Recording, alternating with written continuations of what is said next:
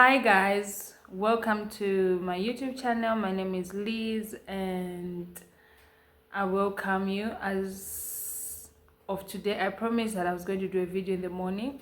Unfortunately, I could not make it, but fortunately enough, I said, okay, since I have time now, let me do the video with everything that I wanted to do and or what I wanted to share with you guys.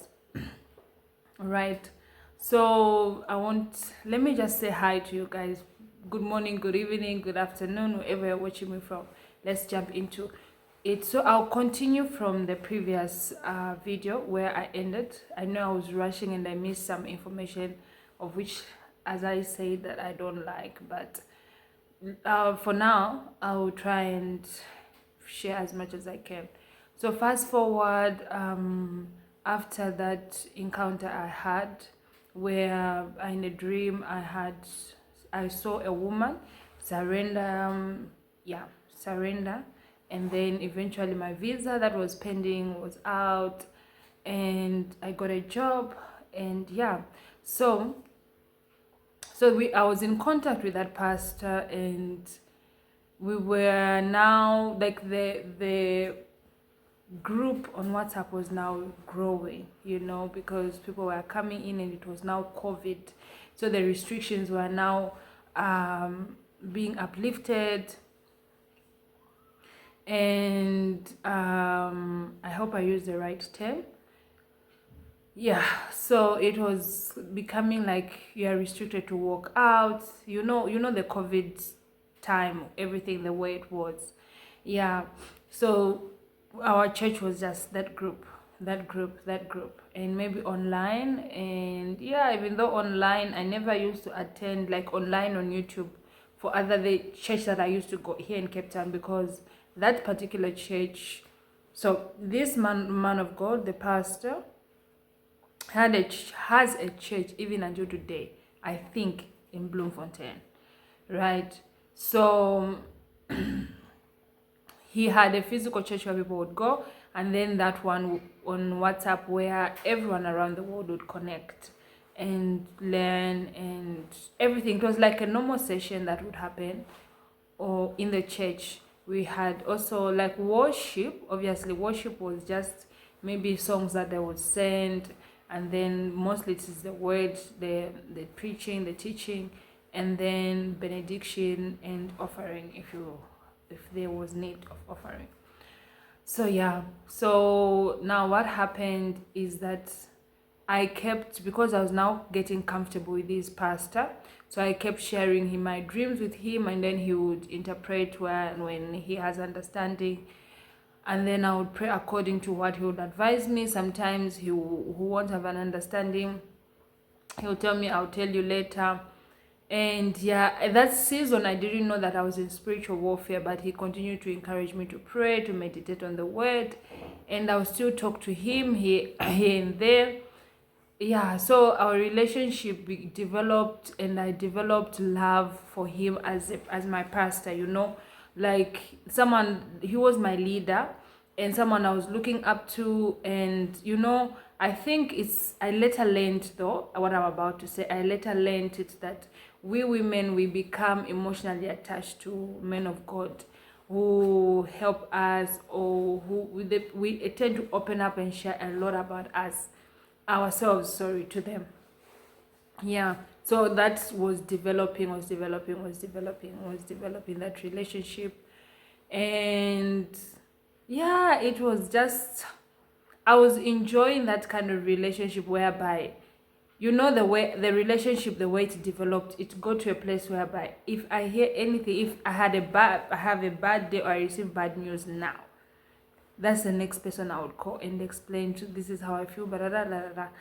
And he will now advise me. No, he would encourage me.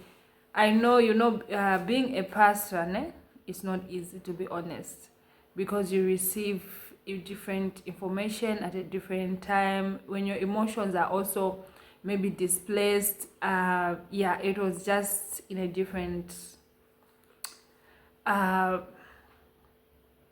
don't know what term I can use. It was just crazy, not, let me not use the word crazy because it's not really suitable for that, but it was kind of difficult and tough, obviously on his side, but for me it was just a time of, I just need to release what I need to release, how I feel, what I think, what I dreamt, what I came across. And then he would encourage me, and I would feel, he was like a father to me, like that father. It was my first time to actually experience love, or like from a man of God, a pastor that close, and then he would share things with me in, yeah. So eventually I was then, because the group was now developing, as I said, so we now needed to have a leadership team that would control things when he's not present, etc. So I was selected as a man, as part of the leaders, and my assignment was to, I don't know what you call this, what I'm about to explain. Before a man of God meets a church member for counseling or anything else, they'll come through me first, and then I'll allocate a session and time, and then check with the man of God's schedule, and then share it with that individual candidate, and then they would have a conversation. It be on WhatsApp, it can be on a WhatsApp call, or it can be like a chat where they're talking with voice notes, etc., through voice notes. So it went on happening like that. I was enjoying it, but it was really keeping me busy and tired, because eventually I started working, and I still needed to be doing that. So I started slacking in the way I was doing it. And yeah, so as I'm talking, this was happening March, April, May, June, July, July or August. I think July, August, in between there. Because this man of God, the time I met him, he was married, and he had one child with his wife at that point, one or two, I think, at that point.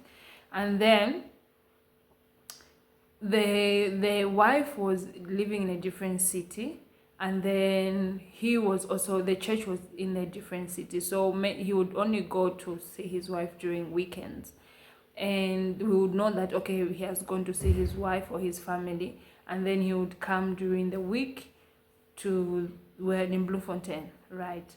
So eventually, when the COVID restriction were lifted, and I'm not sure if I'm even using the right term when I say lifted. When in my context, what I mean is that when they were tightened, like they were now, I don't know what is the term to, when they say that you cannot travel, you cannot you cannot be so much in a shop, in a congregation, in a gathering, when they did that, so that time now he was just by the church. He could not travel either, there was no traveling, they closed everything, so he was just at the church while doing the work of the Lord, and just spending time with God. And you come up with who come with revelations, share it with us, and then we plan for the ministry. I learned a lot. I did not even know what was a pulpit. I learned it from there. I learned spiritual warfare. I learned a lot of things. I learned a lot of things that I did not know that found in a ministry. I did not know. Like, I learned so much. Yes, I learned so much. And even finances, how to allocate them, what offering means, what tithe means, how to handle church money. Like, I learned a lot. Even communication wise, I learned a lot, how to communicate with the congregants. I learned a lot through that ministry. So as time moved by, we were now taught, like, we the leaders, we were just taught that the man of God and the wife, like they have separated, you know. So we are the leaders, we were told that. So now, because at this point I was now kind of close, I was close to him, but not to a point of, it was a father and daughter relationship, not to a point of I could ask what happened, what not happened, or what's going on with your wife, etc. So we were just they just shared that information with us, and then it was like I was in suspense in terms of the other information that I needed to know. So eventually, I remember I had not seen this man of God physically, but I used to talk to him on WhatsApp. So eventually there was, I think he was now organizing a conference that was going to be, this was now August, that was happening it was going to be held in December. And yeah, he was now obviously doing one or two things with the little money that would get. He would now try to fix the place, because where he was staying, I would say in my own words, it was an abandoned house. It's a good house, beautiful house. It was built with like good material, but it was abandoned. So it stayed like that for a long time. So when he went in that house, it was literally, it needed a lot of work, like renovations, because it wasn't in a good condition. But it was a well-built house. You can see that this house was really beautiful, but there was just a lot of work that needed to be done. Yeah, it was the electrical part. There was just a lot of renovations that needed to be done. The bathroom was functioning, but the tub itself, the toilet, like all those materials that were wearing out, everything like was wearing out. But it was, it's a house. So they were trying to fix a little bit of things, because this man of God was under construction before he got into ministry. So he knew a little bit of knowledge on how to fix certain things based on our conversations, what I understood of a little bit of his past life, right, at that point. So they painted the house with a few people that he was close to, and then they just put a little bit, men putting things in order a little bit. So that's how they started doing that. So I remember there was a time we had to create a Facebook page so that we can just spread the word out there, and he came on Facebook Live and he was teaching about something. So when I looked at him myself, that was my first time seeing him physically. I just used to see his pictures, but those pictures I didn't know that they were old, right? So when I saw him, I was like, I saw a difference. I'm like, oh, this man of God has lost weight. So I called him after that, and when I called him, he answered the call, and then he was like, hello, my daughter, but he was crying. You can, from the sound of his voice, I could feel that this person is crying, but he changed quickly, not for me to pick it up, but I had already picked it up that he was crying. And then I can't even remember what, I think it was like, I was feeling so sorry and hurt with everything that he was going through. That was what caused him to be in that status, because of the separation with the wife. So I remember I then called someone I know who was close to him, and then I told this person that, please be with this man of God and just like be with him in this time, and encourage him to eat with him, like cook food together and then eat, so that he's forced to eat, and just have conversations with him. I know it's not easy, because whatever is going through, it's connected to his emotions and his mind, everything. So he has to feel it somehow. but yeah, just to make him strong and etc. So that person, when I spoke to that person, when we spoke, they agreed that okay, they are going to do as they said. Not, it was just an advice, but they would decide what they would do. So that person eventually updated me. They called me and they updated me that okay, we have been doing this with him. Yeah, so he's it's not easy, but yeah, we are going through this together. I said, oh no, that's great. And I told that person that even us here, when I mean us, I meant my aunt, my family members around here, we are preparing to come that side. So yeah, we prepared, and I remember he was also asking if I'm coming. I said yes, I'm coming. I actually took leave. That was now September, October. We are preparing for this. So that process, I was now into communication. So I was assigned to be sending communication in the group for pledges, people, because the ministry was new and it didn't have anything like finances, anything. So we needed to like always remind people to help with whatever they have so that it can finance the ministry in whichever way they could. And yeah, whatever money that came through it helped. It really helped. So eventually everything came, not everything, we got what we could.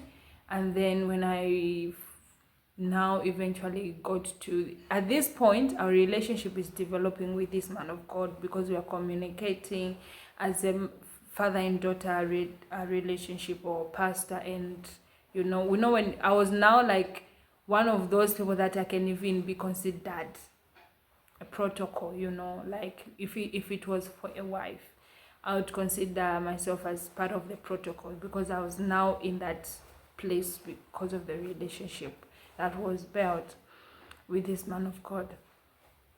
And then December we get to Bloemfontein. I remember we used the bus with my family member, and then when we went there, it was new, I was new, we got there at night, in the night, and then he called us, the man of God, and we had assigned people to come and fetch us. So they came to fetch us, and we went to that place, the house where they were staying with the people, certain people, right? So when we got there, I was shocked to see the nature of the place, because I did not know that that's how the condition of the place was in that state. So when I got there, I had already found certain people from certain countries had already come at the house. And it was called the Healing School, by the way, that house. Because apparently God gave this man of God a vision that it will be a school where people come and get healed through the word, and just meditating, praying for themselves and being prayed for. They'll eventually like a restoration place where you get and just have that inner thing within yourself, like you just connect to the Lord. And if I know there are places here in Cape Town where you can go, where you are just by yourself, you and God.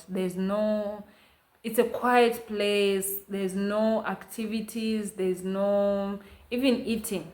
It's like if you want to fast and just be alone, like in a secret place, you want to enter the secret place, you can be in that kind of a place. So that's how I believe, based on a few things that he had explained.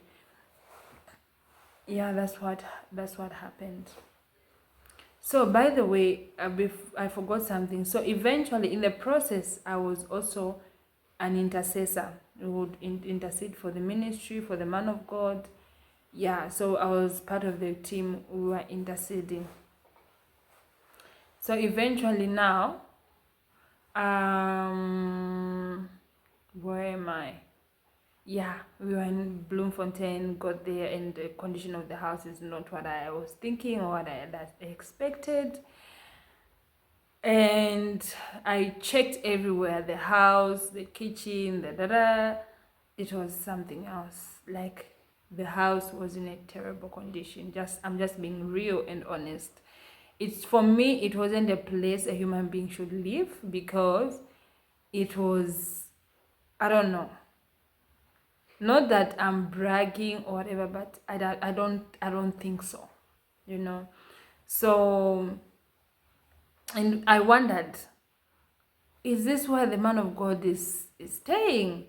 But then at that point when you came, there was a lot of things. There were fridges. People were donating old fridges, but they're functioning, beds, mattresses, just for people to use when they come for the conference. And then whatever might be in good condition, maybe the man of God can take one or two things, okay, and use. So we just, when we got there, we found ourselves a mattress, and we used what we could use. If it's in the kitchen, the people that were staying there, they would get an electrical kettle, connect it to the wire directly, and then switch it on. I said, ooh, I can't do this. Never. No, it wasn't. Is it electric kettle? I don't know if it was electric kettle or the stove.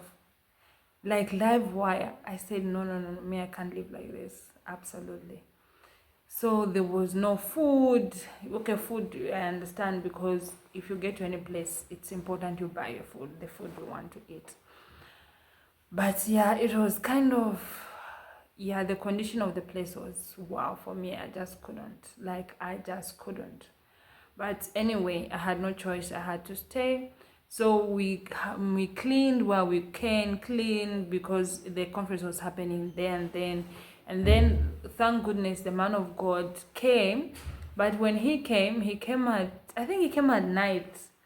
And because remember, I've never met him physically, like even to shake his hand or anything like that. We've never met. So when he came, it was a night, and he's like, oh, is this Elizabeth? Is this da da da da da da? And then we greeted each other. And then because he was lodging somewhere close to the healing school. And then he would come in the night at 3 a.m. Some people would go and fetch him, and then he would come with them. And then we would pray at the healing school. They would pray for the land, for the service, for the conference, etc. And yeah, so the conference, people came in the morning. They brought some food. Others brought dishes. A lot of things. As people were coming, others were bringing stuff that needed to be used.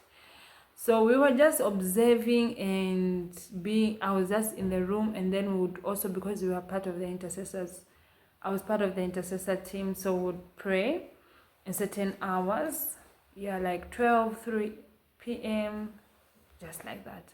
So the first day the conference started was in the evenings.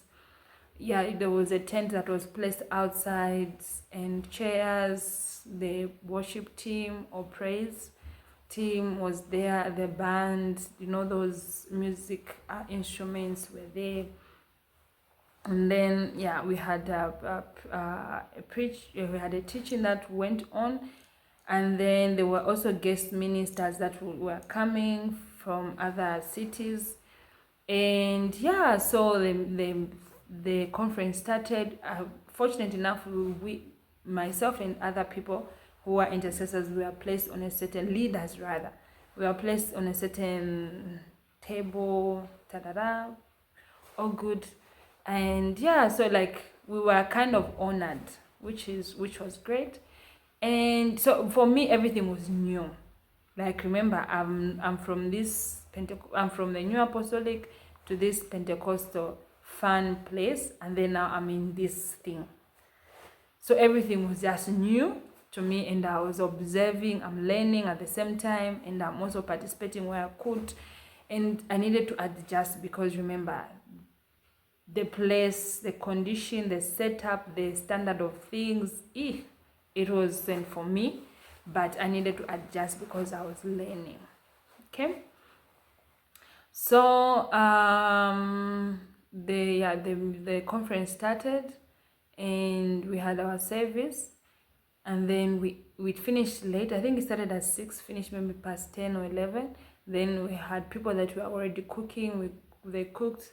They gave us food. We served the men of God, And yeah, so the man of God they went to sleep wherever they were booked, and then even their wives, and then other ministers came in the morning.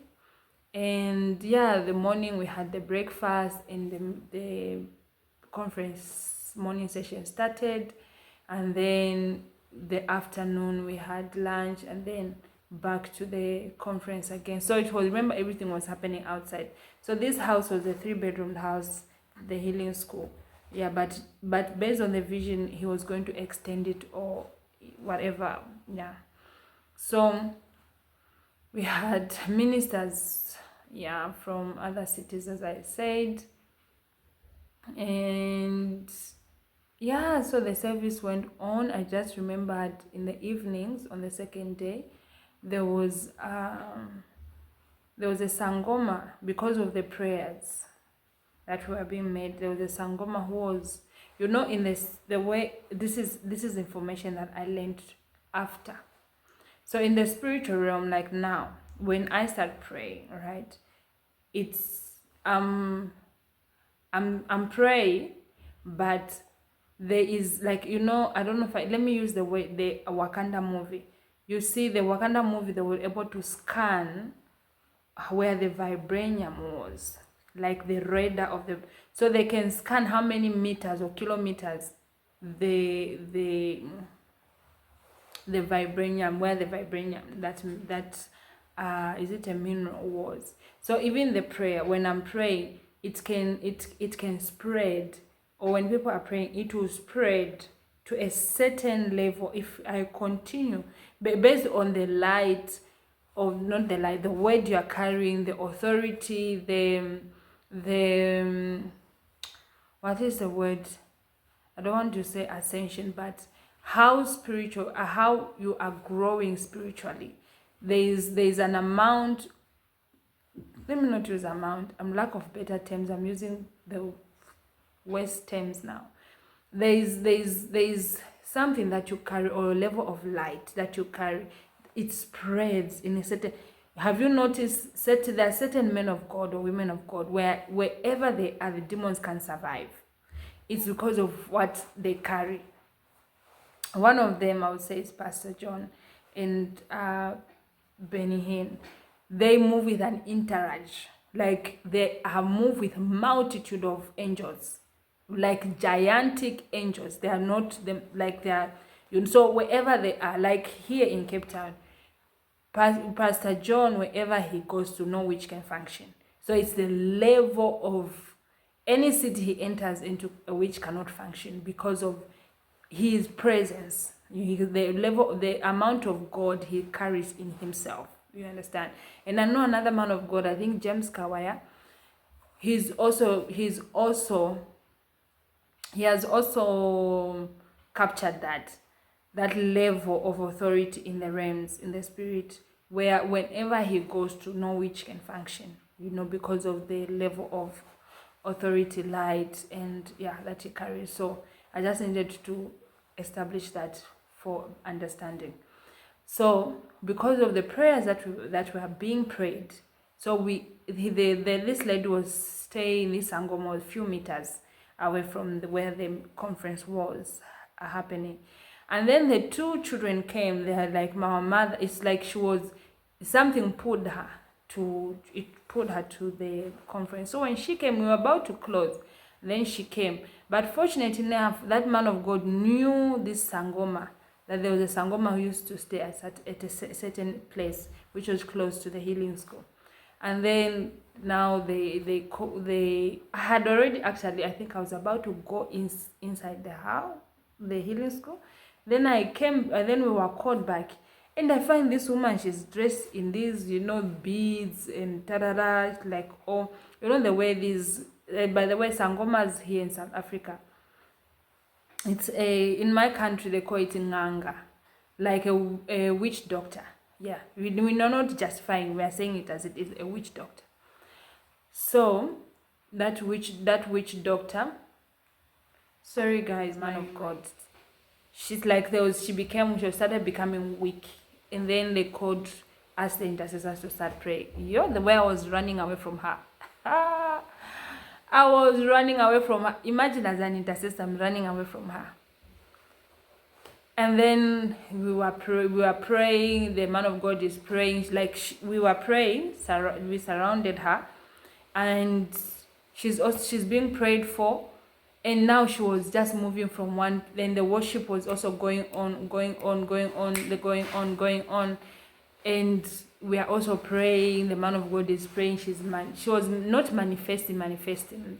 She was just moving up and down, looking for people. I think she was trying to, for me, what I would say, since she had demons, so she was trying to get more powers from her source, or whatever it is, the dark kingdom.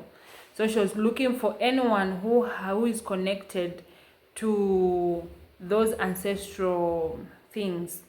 So I remember there was this lady who was praying in tongues, and she went to her, and she was trying to do, like, trying to do certain things to intimidate. Obviously, everyone was there. But that lady continued to pray, and she was just praying in tongues, and me, I'm scared. Thank God she never came to me.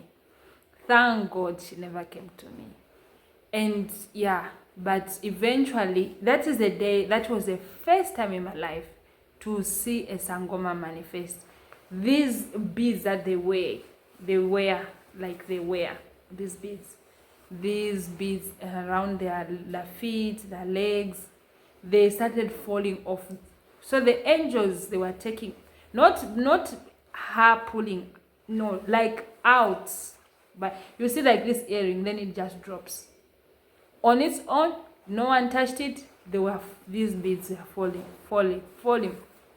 She became weak. You could see she's weak. So the man of God was like, do you want to give your life to Christ? And then she's like, no. She was quiet. She did not say no first. She was just quiet, and the man of God was praying. So the man of God says, if this lady, we don't do something, she will die. She won't wake up tomorrow, because her ancestral thing, people are angry of what she has just done now. Yeah, like coming here, they are very angry. And she was now saying, no, they're going to beat me. You see what you have done. She was busy. They are going to beat me. They'll beat me. So the man of God asked her, do you want to give your life to Christ? Says no. Okay, are you going to, because you're going to die with everything that you've done now. And it will take her a long, she has to do certain rituals to appease those people, because as we were praying for her, that whatever was happening, something was happening to her altar, something was happening to all the people that are connected into the witchcraft system linked to her, right? So she said, no, not today, I'll come tomorrow.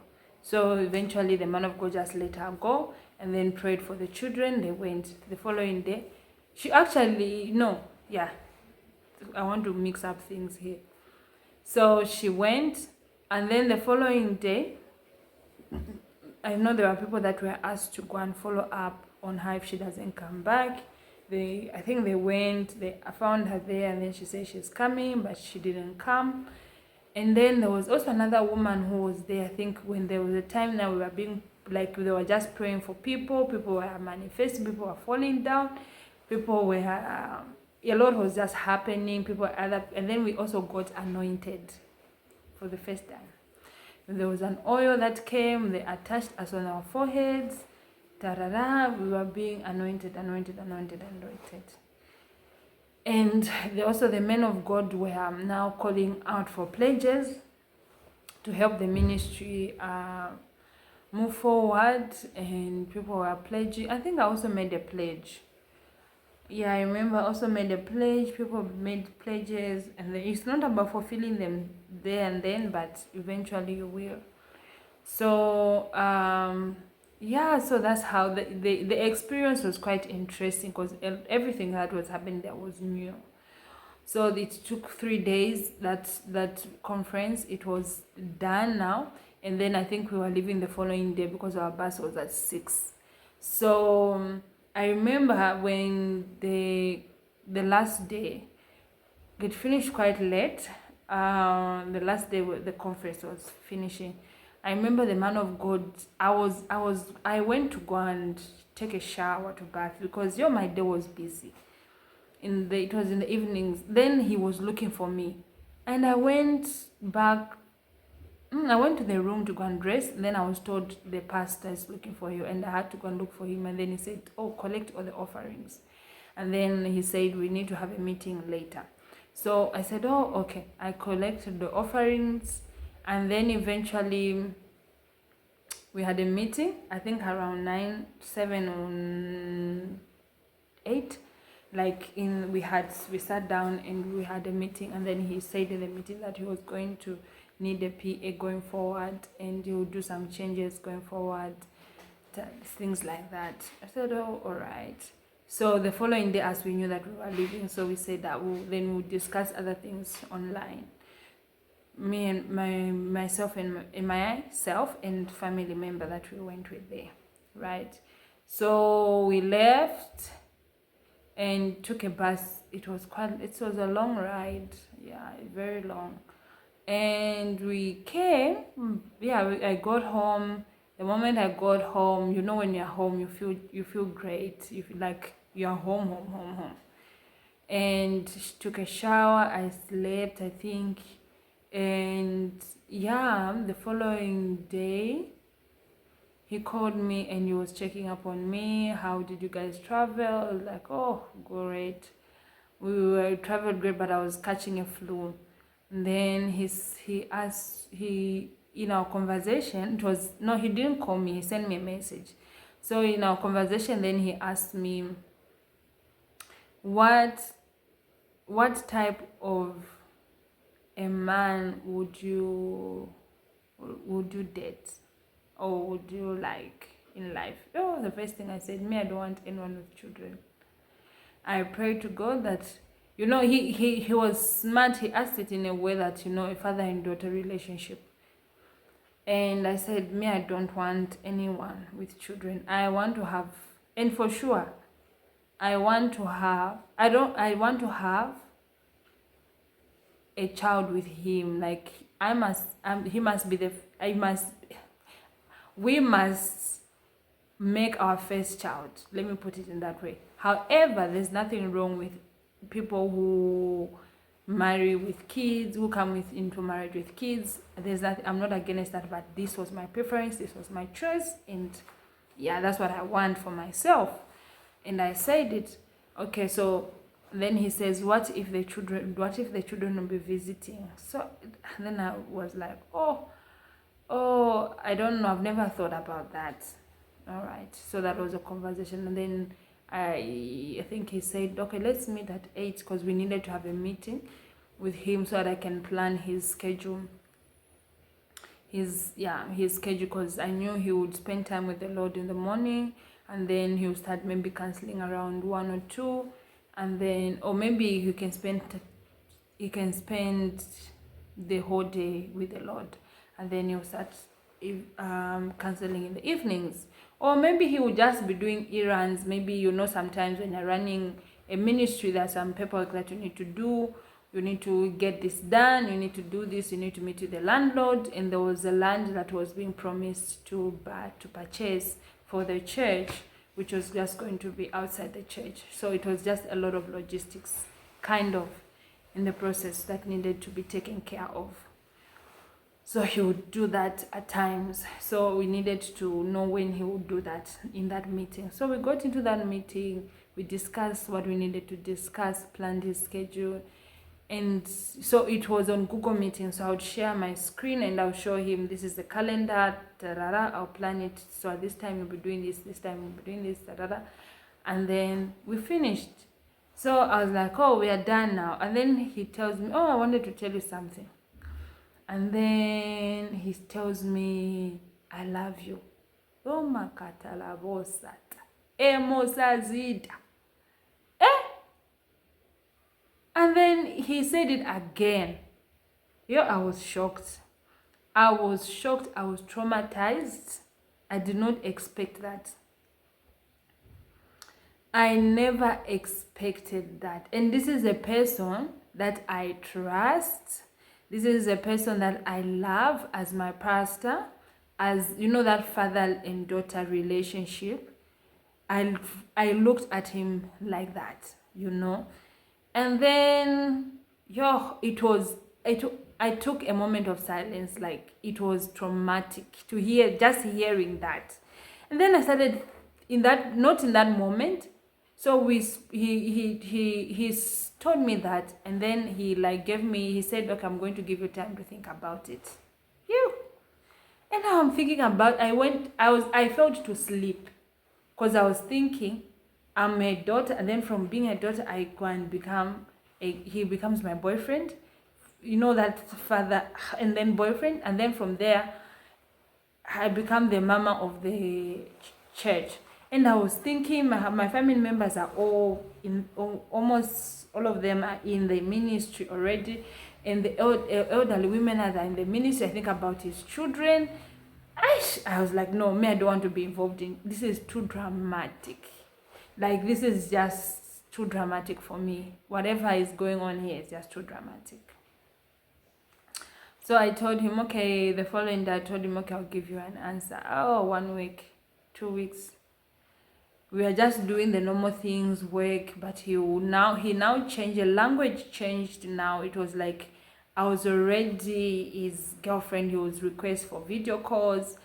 And then before that, let me say something. So there's a guy that was pursuing me, and this guy, that was in November. I missed it. So in our conversations, because as I said, I would tell him everything. I told him that there's a guy who is pursuing me, and this is the story. And then he tells me that no, this guy has to pay lobola, the dowry, the bride price, if he wants to marry you. So now we're in December, then that he shared that information with me. I'm still traumatic. I don't even know who to talk to. I don't even know who to share that information with, because at the same time I respected this person, and looking at who they are to everyone, you understand. And then suddenly there's just a shift, like everything must just shift, and I'm involved in that as well. Because me, to be honest, even the man that I'm seeing now, he's a man that he's known, you know, like he's known to the world. He's at that level, right? But I have to myself, I feel like I just have to be behind the scene, you know, not so that he's the one who is out there. And I've never actually posted him anyway. I keep him private, even when we get to a place where whatever is happening, where we get to get married, I believe he'll be, yes, my husband, but most of the things will be private. I'm just like to reserve, I'm a very reserved person. So I thought about that, all those things, that because when it comes to, he's not a pastor, by the way, the man I'm seeing now. So when I think about this pastor thing of being a wife, you have to be there, you have to travel there. Oh, I said, this is kind of too much. So 1 week, first week passed, second week passed, third week passed, fourth week he's now demanded he cannot enter New Year 2021 without knowing if I'm his wife or not. So I told him, I said, listen, honestly speaking, I don't know how I feel. Now, in me saying that, I did not want to hurt him. I also did not, because I was so comfortable with this person. I would share even the things that I was going through that time. If it was with someone else, I was going to be sharing it with him, because he used to share wisdom. He would give me wisdom. No, do this, do that. But now I'm going through that, and I don't even know who to talk to. I could not even pray. I could not, because I was in shock. I was traumatized. traumatized. Then I told him that, to be honest with you, I don't know. I really don't know what to say about this, because I did not love him like, like my man. I would love, like, this is my man, or I didn't. That's the honest truth. But I respected him. I loved him as my pastor. I loved him as like a father, Yeah, it was a lot of things that was going through my mind. It was just a lot. So I gave him that response, and then he felt rejected. The way he responded is like, no, I'm not taking this response. Go and think again. Oh, it's like another homework. I said, Lord, what is this? Truly, what is this? So what I did now was that, okay, there's someone I knew from the church where I used to go to, that fun place church. She's kind of mature, she's elderly, she's not connected to me emotionally. She knows me, she does not know my family that much, she does not know this man of God. So I wanted to hear her neutral perspective. And I shared the information with her. I said, listen, this is what I'm going through. Then she said, okay, we're going to pray. And she started praying for me, she started praying with me. And yeah, so when I think we did it for a week, and then her feedback was, it was negative, like she wasn't feeling it in the spirit. So now remember, if it's a week, which means we went into 2021. So we got into 2021, he's still speaking to me like I'm his wife. Now he even changed his profile, not his profile, his is this screen? He sent me a screenshot on our WhatsApp chat. He changed the screen. And when someone goes to that extent and you are not yet there, because I don't know about others, but for me it really takes, I had to learn to sit down and tell my mind that now I'm in love with you, or I'm like literally.